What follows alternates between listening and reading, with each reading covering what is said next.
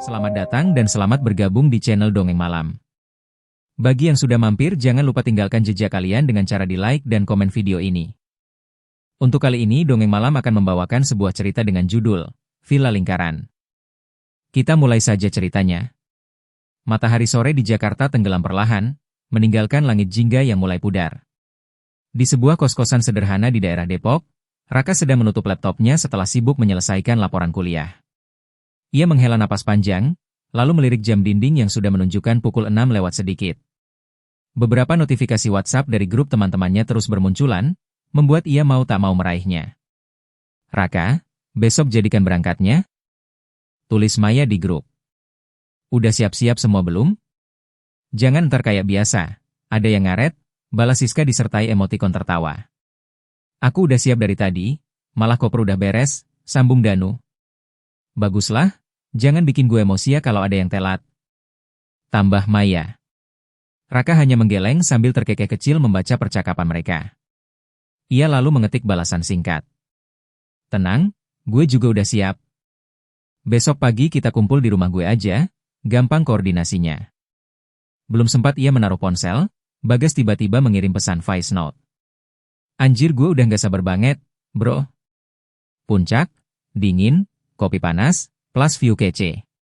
Pokoknya liburan ini bakal jadi liburan paling gokil." Seketika grup itu kembali riuh dengan balasan bercanda. Nadia hanya mengirim emoji senyum tanpa komentar panjang. Seperti biasa ia hanya menjadi pengamat setia di grup, tapi Raka tahu Nadia selalu antusias dalam caranya sendiri. Raka berdiri, menutup tirai jendela, lalu menyalakan lampu kamar. Suara kendaraan dari jalanan Depok yang macet menjelang malam masih terdengar samar. Ia duduk di kasur, membuka kembali ponselnya dan membuka chat pribadi dengan Maya. "Besok lo jangan telat, ya. Gue tahu lo paling gak suka nunggu," tulis Raka. "Tenang, gue udah janji sama diri sendiri kali ini gak bakal telat," balas Maya cepat. "Good. Gue harap liburan ini bisa bikin kita semua refreshing setelah skripsi bikin kepala pecah." Maya membalas dengan emotikon tertawa lalu menambahkan, "Iya. Tapi, lo yakin villa yang Bagas booking oke? Gue sempet cek di Google Maps, kok kayaknya lokasinya agak terpencil?" Raka sempat berhenti membaca pesan itu. Ia teringat obrolan dengan Bagas beberapa hari lalu. Katanya, villa itu murah tapi luas, bisa muat banyak orang, dan pemandangannya indah karena langsung menghadap hutan pinus. Raka mengangguk-angguk waktu itu, merasa cocok untuk liburan. Tapi memang, ia sedikit heran kenapa harganya bisa jauh lebih murah dibanding villa lain di kawasan Puncak. "Iya, gue juga sempat mikir gitu. Tapi Bagas bilang aman." "Gue percaya aja," balas Raka. Maya tidak menanggapi lagi. Hanya 2 tanda centang biru muncul di layar ponsel Raka. Ia lalu meletakkan ponselnya di samping bantal, rebah, dan menatap langit-langit kamar yang kusam. Ada rasa tak enak sedikit mengusik, tapi ia menepisnya. Paling cuma overthinking, batinnya. Di sisi lain kota, Siska sedang sibuk menyiapkan kamera dan tripod di dalam kamarnya. Ia berniat membuat vlog liburan ini dari awal keberangkatan sampai pulang nanti. "Gila, ini pasti jadi konten keren," gumamnya sendiri sambil tersenyum lebar. Ibunya yang sedang lewat di depan kamar bertanya, "Siska, besok jadi pergi sama teman-temanmu itu?" "Iya, Bu. Ke Puncak." "Tenang, gak usah khawatir. Kita cuma liburan kok. Hati-hati ya di jalan. Jangan sampai main sembarangan." "Iya, Bu. Pasti." Tapi ketika ibunya berjalan menjauh, Siska sempat teringat sebuah cerita lama. Seorang temannya pernah bercerita tentang villa di Puncak yang katanya berhantu. Ia menepis ingatan itu, sambil terkekeh kecil. Paling cuma cerita receh buat nakut-nakutin aja."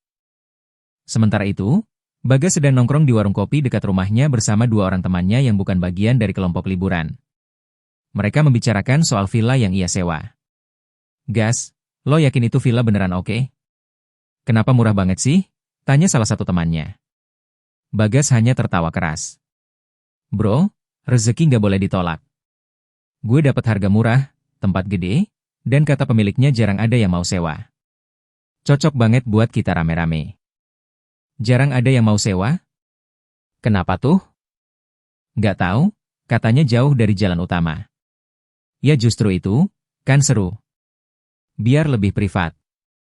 Temannya hanya saling pandang dengan ekspresi ragu. Tapi Bagas meneguk kopinya sambil tersenyum puas, seolah ia baru saja memenangkan sesuatu. Malam itu berjalan biasa. Semua anak muda itu sibuk dengan persiapan masing-masing. Nadia menutup jurnal pribadinya setelah menulis satu paragraf singkat tentang rencana liburan besok. Ia menatap jendela kamarnya yang dipenuhi embun hujan. Entah kenapa, aku merasa perjalanan ini akan berbeda, tulisnya sebelum menutup buku. Tidak ada yang tahu bahwa pilihan villa yang mereka anggap keberuntungan itu sebenarnya adalah awal dari mimpi buruk yang tak akan pernah mereka lupakan. Pagi itu udara Jakarta masih lembab oleh sisa hujan semalam. Jalanan belum terlalu padat ketika Raka sudah bersiap menunggu di depan rumah kosnya. Sebuah mobil Avanza putih yang mereka sewa berhenti pelan di depan pagar. Bagas yang menyetir, dengan kaca mobil diturunkan, melambai. Bro, ayo naik, jangan lama-lama. Kita mau ngejar jalan sebelum macet, seru Bagas. Raka mengangkat kopernya lalu masuk ke kursi depan. Di dalam mobil sudah ada Siska yang sibuk dengan kamera kecilnya, merekam suasana dari awal. Halo guys. Hari ini kita bakal jalan ke puncak. Bersama geng catch gue. Nih ada Raka yang sokul, ada Bagas yang sob jagoan, dan masih ada teman-teman lain yang bakal kita jemput, katanya sambil tertawa. Jangan bikin konten lebay deh, protes Raka setengah malas. Biarin, biar seru. Lo itu kurang ekspresif. Ya udah lo aja yang ekspresif. Gue realistis. Bagas terkekeh, menginjak pedal gas perlahan. Mereka meluncur ke rumah Maya yang hanya berjarak sekitar 15 menit. Sesampainya di sana, Maya sudah menunggu dengan ransel besar di punggung. Ia membuka pintu belakang dan langsung duduk. Hebat. Untuk pertama kalinya Maya nggak telat, celetuk Raka dengan nada mengejek. Bisa lo kalau ngomong manis dikit? Gue kan udah usaha buat on time. Maya melotot kecil tapi akhirnya tertawa juga. Beberapa menit kemudian mereka menjemput Danu di kontrakannya. Danu terlihat agak ngantuk, tapi rapi dengan jaket hitam dan tas selempang. Ia masuk tanpa banyak bicara, hanya melempar senyum singkat. Kok kayak mayat hidup, Dan? Jangan-jangan semalam mimpi buruk lagi ya? Tanya Siska sambil mengarahkan kamera ke wajah Danu. Danu mendesah, biasa, mimpi nggak jelas. Udah jangan direkam. Wah, konten misteri cocok tuh. Liburan kali ini pasti banyak cerita aneh, goda Siska. Terakhir mereka menjemput Nadia di rumahnya. Gadis itu keluar dengan koper kecil dan wajah kalemnya. Ia hanya mengangguk pada semua orang, lalu duduk di pojok kursi belakang. Tangannya tak lepas dari sebuah buku catatan berwarna coklat. Akhirnya lengkap juga pasukan. Yuk gas ke Un, seru Bagas penuh semangat. Mobil pun melaju ke arah tol Jagorawi. Jalanan mulai ramai, tapi suasana di dalam mobil dipenuhi obrolan dan tawa. Siska terus merekam, sesekali mengomentari hal-hal kocak.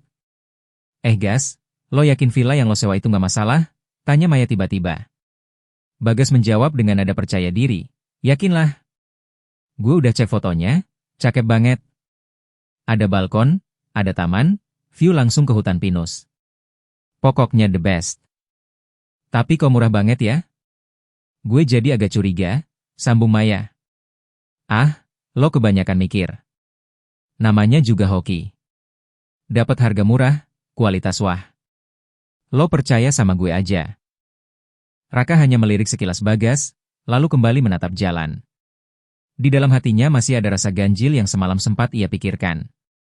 Tapi ia memilih diam, tidak ingin merusak suasana. Sementara itu, Nadia memperhatikan percakapan itu dengan mata kosong. Ia menuliskan sesuatu di jurnal kecilnya tanpa suara. Jika Siska sempat melirik, akan terlihat tulisan, kenapa aku merasa tempat itu memanggil kita? Setelah sekitar 2 jam perjalanan, mereka berhenti sejenak di rest area untuk membeli makanan ringan. Udara mulai terasa lebih sejuk, tanda mereka semakin dekat ke kawasan pegunungan. Siska turun sambil merekam pemandangan. Guys, lihat deh kabut tipis itu. Keren banget kan? Bener-bener vibes horror movie, katanya sambil menunjuk jauh ke arah bukit yang tertutup kabut. Jangan ngomong horor-horor, ntar gue nggak bisa tidur loh, celetuk Danu. Lah, justru keren. Kan lo bisa jadi pemeran utama film horor, Dan. Bagas menepuk bahunya keras-keras. Danu hanya mendengus, jelas tak nyaman dengan candaan itu. Ia selalu punya firasat buruk tiap kali ada pembicaraan soal horor. Mereka kembali melanjutkan perjalanan. Jalan mulai menanjak, udara semakin dingin. Pepohonan pinus berjajar rapat di kanan kiri. Sesekali kabut turun menutupi pandangan hingga Bagas harus memperlambat laju mobil. Wih, makin asik nih. Kayak masuk ke dunia lain, komentar Siska sambil merekam kaca mobil. Ya udah ntar kalau ada pocong lewat, lo rekam juga, sindir Maya. Serius lo? Ih jangan nakutin ah, Siska meringis, tapi tetap saja kameranya tak berhenti merekam. Sekitar pukul 2 siang, mereka akhirnya tiba di sebuah jalan kecil yang agak terpencil. Papan kayu tua bertuliskan Villa Adiwana terpasang di pinggir jalan, hampir tertutup lumut. Bagas berhenti sejenak. Kayaknya ini, deh. Nih tulisannya jelas, katanya. Raka menatap papan itu ragu. Kenapa kayak nggak terurus gitu ya? Biarinlah. Yang penting di dalamnya oke. Bagas tetap optimis. Mereka pun masuk ke jalan setapak berbatu, diapit hutan pinus yang rapat. Udara semakin dingin, matahari terasa terhalang awan tebal. Mobil berhenti di depan sebuah bangunan besar bercat putih kusam, dengan jendela-jendela tinggi yang sebagian kacanya buram. Villa itu memang terlihat megah, tapi aura sekitarnya begitu sunyi dan mencekam. Tidak ada villa lain di sekitar, hanya pepohonan dan kabut yang perlahan turun. Gue, kok agak merinding ya? Bisik Siska, menurunkan kameranya. Maya menelan ludah, gak heran kenapa murah. Danu diam saja, matanya menatap tajam ke arah pintu besar villa yang catnya sudah mengelupas. Sementara Nadia berdiri tanpa suara, memandang villa itu lama sekali, seolah ia mendengar sesuatu yang tak bisa didengar orang lain. Dan saat itulah, hembusan angin dingin tiba-tiba menerpa mereka. Pintu besar villa yang tadinya tertutup rapat berderit pelan, lalu terbuka dengan sendirinya. Hening. Semua terdiam ketika pintu besar villa itu berderit pelan lalu terbuka, seolah ada tangan tak kasat mata yang menyambut kedatangan mereka. Udara dingin mengalir keluar dari dalam, membawa aroma lembab bercampur kayu tua yang membusuk. Anjir, itu pintu siapa yang buka? Suara Bagas pecah, meski ia mencoba menutupinya dengan tawa kecil. Mungkin angin, sahut Raka cepat, meskipun ia sendiri ragu. Angin dari mana? Hutan pinus di belakang begitu rapat, dan tidak ada hembusan kencang yang bisa membuka pintu seberat itu. Siska menyalakan kameranya lagi, berusaha menjaga semangat. Oke guys, ini first impression kita ke Villa Adiwana. Keren banget, pintunya aja udah auto welcome. Ia tertawa kecil, tapi tangannya agak bergetar. Maya menatap Raka dengan wajah tegang. Lo masih mau bilang ini normal? Raka menghela napas, ya udahlah, daripada kita bengong di luar, mending masuk sekalian. Kita udah jauh-jauh datang, masa mundur cuma gara-gara pintu? Danu sejak tadi hanya diam. Matanya terus terpaku ke dalam villa yang gelap. Ada rasa berat di dadanya, firasat buruk yang makin kuat. Nadia di sebelahnya menggenggam erat buku catatannya. Suaranya hampir tak terdengar ketika ia bergumam, dia menunggu kita. Lo ngomong apa, Nat? Tanya Maya. Nadia hanya menggeleng pelan. Gak apa-apa. Mereka pun masuk satu persatu. Begitu melewati ambang pintu, suasana seakan berubah drastis. Suara serangga hutan yang tadi samar kini hilang. Yang terdengar hanya detak langkah kaki mereka di lantai kayu tua. Ruang tamu villa itu luas, dengan perabotan bergaya kolonial. Sofa besar berdebu menempati sisi kiri, sementara lemari kayu tinggi berdiri di pojok ruangan. Sebuah lampu gantung kristal tua menggantung di langit-langit, berayun pelan meski tidak ada angin. Gak jelek juga. Cuma kotor, komentar Bagas, mencoba menutupi rasa gugup. Ya kotor banget lah, gas. Nih lihat, debunya segini tebal. Maya mengusap permukaan meja dan jarinya langsung hitam. Paling udah lama nggak dipakai, timpal Raka. Nanti sore kita bersihin dikit, biar enak. Siska mengarahkan kamera ke sekeliling ruangan. Guys, kalian pasti nggak nyangka kan villa gede gini bisa murah. Tapi sumpah, vibesnya tuh kayak film horor banget. Berhenti ngomong horor deh, Danu mengangkat suara, jelas tidak nyaman. Raka berjalan memeriksa pintu-pintu lain. Ada sebuah tangga besar di tengah ruangan yang menuju lantai 2. Tangga itu terbuat dari kayu gelap, setiap pijakan berderit saat Raka menapaknya. Di ujung tangga, ada lorong gelap dengan beberapa pintu kamar. Kamarnya banyak nih. Kita bisa pilih-pilih, seru Raka dari atas. Tunggu. Jangan langsung naik. Kita kumpul dulu, sahut Maya dengan nada cemas. Namun Bagas sudah ikut naik menyusul Raka. Santai aja, Mei. Kita kan cuma lihat-lihat. Lagian seru juga eksplor tempat gede gini. Sementara itu, Nadia berjalan perlahan menyusuri ruang tamu. Ia berhenti di depan cermin tinggi yang tergantung di dinding. Cermin itu buram, penuh debu. Tapi saat ia menatapnya, sekilas ia melihat bayangan lain di belakangnya. Sosok perempuan berambut panjang, berdiri diam menunduk. Nadia tersentak mundur, tapi ketika ia kedipkan mata, bayangan itu menghilang. Maya yang memperhatikan ekspresi Nadia langsung mendekat. Kenapa lo? Lo lihat sesuatu ya? Nadia diam sebentar, lalu menggeleng. Gak, cuma pusing. Siska tiba-tiba berteriak kecil dari dapur. Sini deh. Ada sumur di belakang dapur loh. Mereka semua mendekat. Benar saja, di area belakang dapur tua itu ada pintu kecil yang terbuka menuju halaman samping. Di sana, berdiri sebuah sumur batu tua yang sudah ditutup papan kayu rapuh. Wih, creepy banget. Kayak sumur di film Sadako, ujar Siska sambil merekam. Stop! Jangan rekam-rekam sumur aneh gitu, bentak Maya. Lah kenapa? Justru makin estetik buat konten.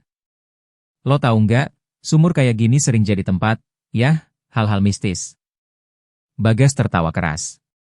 Ya elah Mei, lo kebanyakan nonton film horor. Ini cuma sumur tua.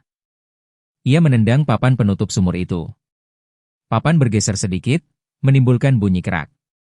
Dari dalam sumur tercium bau busuk samar, membuat semua mundur selangkah. Gas! Jangan sembarangan, tegur Raka keras. Bagas mengangkat tangannya. Oke, sorry. Gue cuma penasaran. Mereka akhirnya kembali ke ruang tamu. Raka memutuskan untuk membagi kamar agar semua bisa istirahat. 3 kamar di lantai 2 dan 2 kamar di lantai bawah. Gue sama Bagas di atas. Maya sama Siska juga di atas. Danu sama Nadia di bawah biar gampang kalau ada apa-apa. Semuanya setuju, meski Danu terlihat tak suka dengan keputusan itu. Hari semakin sore. Kabut turun lebih tebal, menutupi hampir seluruh halaman depan villa. Dari jendela, hanya terlihat bayangan pohon pinus samar-samar. Udara makin menusuk tulang. Saat itu, Nadia duduk di dekat jendela sambil menulis. Suaranya pelan sekali, hanya cukup untuk dirinya sendiri. Mereka tidak seharusnya datang ke sini. Malam ini, pintu akan terbuka lebih lebar. Raka yang lewat sempat mendengar gumaman itu. Ia berhenti sejenak, menatap Nadia. Lo ngomong apa, Nat? Nadia menutup buku cepat. Gak. Cuma nulis. Raka menatapnya lama, tapi akhirnya menghela napas dan pergi. Malam itu, sebelum matahari benar-benar tenggelam, suara pertama yang tidak seharusnya mereka dengar muncul dari dalam villa itu. Matahari tenggelam lebih cepat dari biasanya. Langit puncak sudah gelap gulita meski jam baru menunjukkan pukul 6 sore. Kabut semakin menebal, merayap masuk hingga menutupi halaman depan villa. Suasana menjadi sangat dingin, bahkan napas mereka keluar seperti asap tipis setiap kali berbicara. Di ruang tamu, mereka menyalakan lampu gantung tua.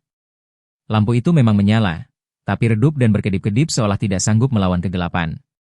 Bayangan perabotan tua di sekitarnya terlihat aneh, panjang dan bergerak-gerak, seperti makhluk yang menunggu di setiap sudut. Gila dingin banget.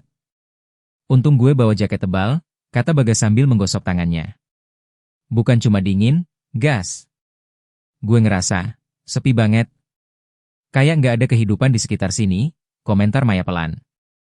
Ya wajarlah, ini kan daerah terpencil. Justru itu asik. Tenang, damai, nggak ada tetangga berisik, Bagas berusaha menenangkan, meski suaranya terdengar memaksa. Siska sibuk menyiapkan tripod kameranya, ingin merekam suasana malam pertama di villa. Guys, ini bakal keren banget buat opening vlog. Malam pertama, di villa kuno, ditemani kabut. Perfect vibes horor, katanya dengan semangat palsu.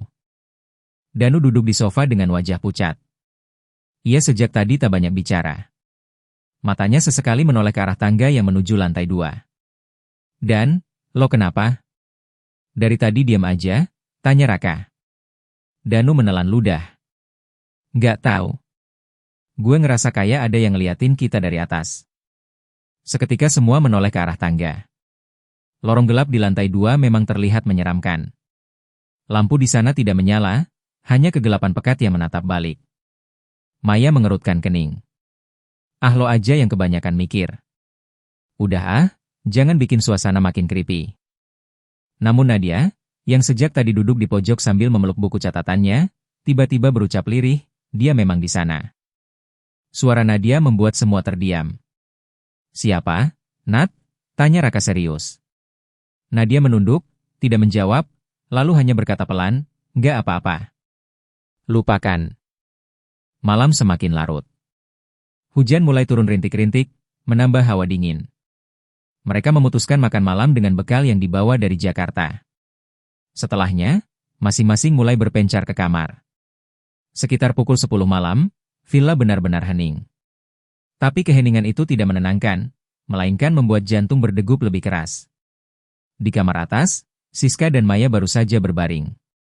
Siska masih sibuk mengutak-atik kameranya, memutar-mutar hasil rekaman tadi siang. Mei, lo lihat nggak? Pas gue rekam sumur tadi, ada bayangan lewat cepat banget di belakang. Maya menoleh cepat. Serius lo? Iya, nih gue pause dulu. Siska memperlihatkan layar kecil kameranya. Dalam rekaman memang terlihat samar, bayangan hitam melintas di antara pepohonan. Jangan dibesar-besarin, bisa aja itu cuma efek kabut.